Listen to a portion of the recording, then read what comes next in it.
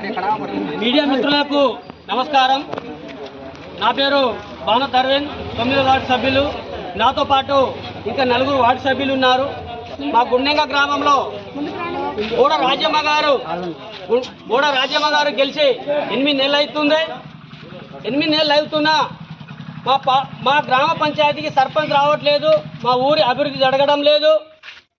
మరియు మల్టీపర్పస్ సిబ్బందులను తొలగించడానికి భయభ్రాంతిలో గురి చేస్తున్నారని చెప్పేసి ఆ విషయం కార్యదర్శి దృష్టికి నేను వెళ్ళగా, కార్యదర్శికి దృష్టికి వెళ్ళినా ఆ విషయం అనేది క్లారిటీ రాలేదు.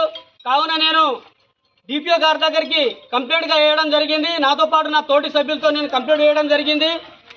అట్టి కంప్లైంట్పై ఇవాళ విచారణకు ఎంపీడీఓ గారు రావాల్సి ఉంది. 11 గంటలకే ఎంపీడీఓ గారు రావాల్సి ఉంది. కానీ ఎంపీడీఓ గారు రాలేదు. కార్యదర్శి గారు కూడా మాకు అందుబాటులో లేరు.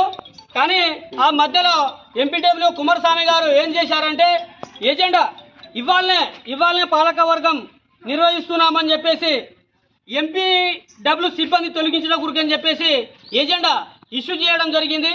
ఆ ఎజెండా మీద కూడా ఆయన కొడుకు అయినటువంటి మాజీ ఎంపీడీ సంతకం పెట్టడం జరిగింది.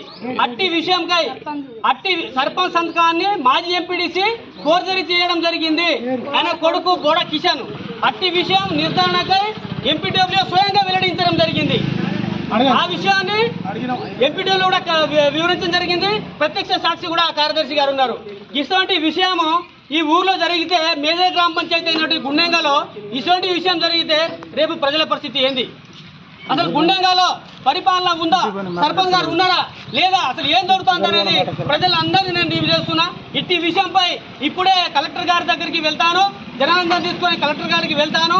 ఈ విషయానికి చర్చించి సర్పంచ్ గారికి వెంటనే సస్పెండ్ చేసి ఆ బాధ్యతను ఇంకోనికి ఇప్పించి ప్రజలకు సర్వీస్ చేయాల్సిందిగా నేను కోరుకుంటున్నాను.